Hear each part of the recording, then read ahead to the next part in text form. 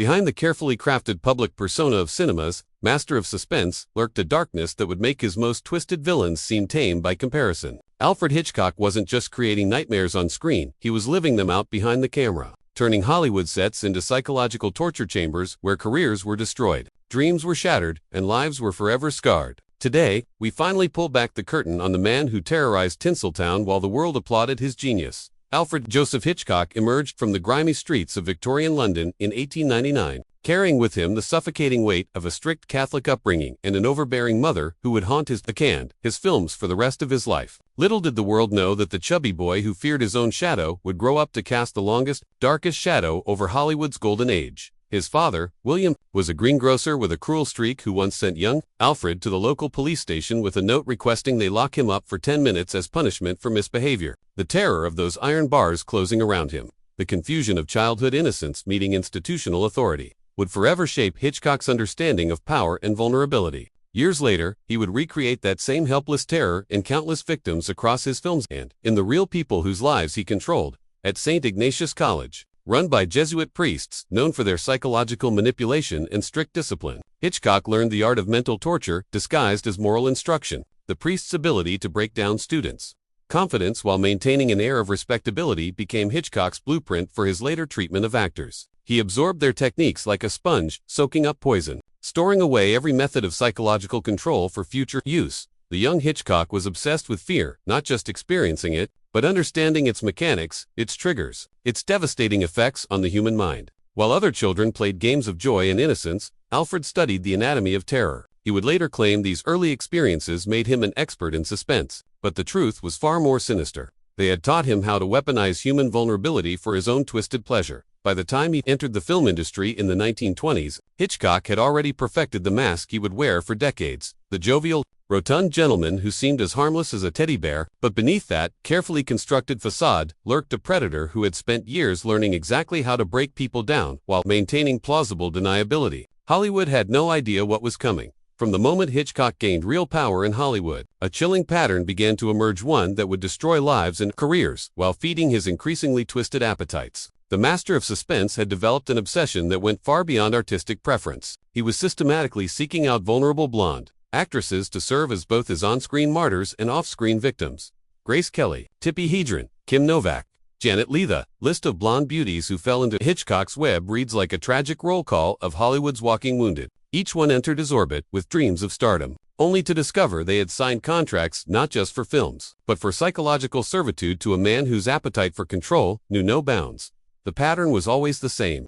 Hitchcock would spot a promising blonde actress, often one who reminded him of the unattainable women from his youth. He would court them professionally with promises of career-making roles, speaking of artistic collaboration and mutual respect. But once they were under contract, once they were isolated on his sets, the true nightmare would begin. Grace Kelly, the high school princess who seemed to glide through life untouched by scandal, later confided to friends about the suffocating attention Hitchcock lavished on her. His direction often involved disturbingly intimate discussions about fear, vulnerability, and submission. He would spend hours describing in vivid detail exactly how her character would suffer, watching her face for every flicker of discomfort with the intensity of a scientist studying a specimen. But Kelly was strong, established, and had powerful connections that ultimately protected her from Hitchcock's worst impulses. She could walk away when the psychological pressure became too intense, retreating to the safety of her royal marriage in Monaco. Others weren't so fortunate. For actresses without her resources, without her escape routes, Hitchcock's sets became prisons where resistance was futile and complicity was the only path to survival.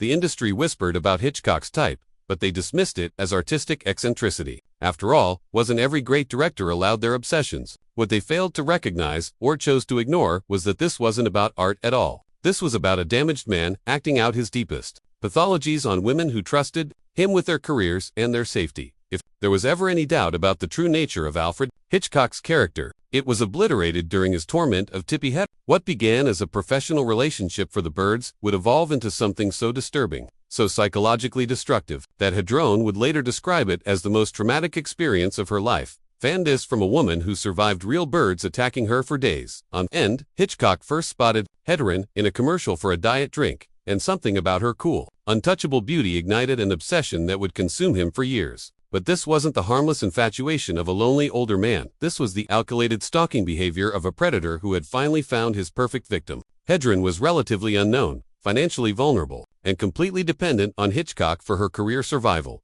From the moment she signed her contract, Hitchcock began exerting a level of control over Hedren's life that went far beyond any normal director-actor relationship. He dictated what she wore, who she could see, where she could go. He had her followed by studio security, ostensibly for her protection, but really to monitor her every move. When she tried to maintain relationships outside of work, mysterious obstacles would arise, and her reservations would be canceled. Friends would receive visits from studio representatives, and her personal life would become increasingly isolated. On the set of The Birds, Hitchcock's behavior reached truly sadistic levels. The famous attack scenes weren't filmed with mechanical birds, as Hedren had been promised instead. Trained birds were literally thrown at her, clawing and pecking until she was bloodied and traumatized. When she begged for breaks or questioned the safety of what they were doing, Hitchcock would simply smile his cold smile and remind her of her contractual obligations. The psychological torture was even worse than the physical abuse. Hitchcock would describe in excruciating detail exactly how he imagined Hedren's character would die, speaking with a relish that made it clear he was fantasizing about Hedren herself. He would corner her in her dressing room for story conferences that were really opportunities to make increasingly inappropriate comments about her body, her fear responses, and his own twisted desires. When Hedren finally tried to resist, tried to assert some control over her own life and career, Hitchcock's true vindictiveness was revealed. He not only refused to release her from her contract, he actively sabotaged her attempts to work elsewhere, using his industry power to ensure she would remain his captive or have no career at all. The most damning aspect of the Hitchcock scandal wasn't just his individual cruelty, it was how the entire Hollywood machine rallied to protect him, enabling his behavior and silencing his victims with the efficiency of a well-oiled conspiracy. The studio system that created Hitchcock's power also served as his shield, transforming potential whistleblowers into accomplices and witnesses into willing participants in his psychological crimes. Studio executives at Paramount, Universal, and other major houses weren't ignorant of Hitchcock's behavior, they were active participants in covering it up. When actresses complained about his treatment, they were reminded of their contractual obligations and the consequences of speaking out against one of Hollywood's most profitable directors. Legal departments crafted ironclad contracts that gave Hitchcock unprecedented control over his leading ladies, essentially making them indentured servants to his whims. Publicists worked overtime to craft Hitchcock's jolly, harmless image, flooding the media with stories about his practical jokes and his devotion to his wife Alma. They organized carefully staged photo opportunities showing him as the doting grandfather figure, surrounded by smiling actresses who were contractually obligated to appear happy. Behind the scenes, these same publicists threatened journalists who got too close to the truth, using the carrot and stick of access to control the narrative.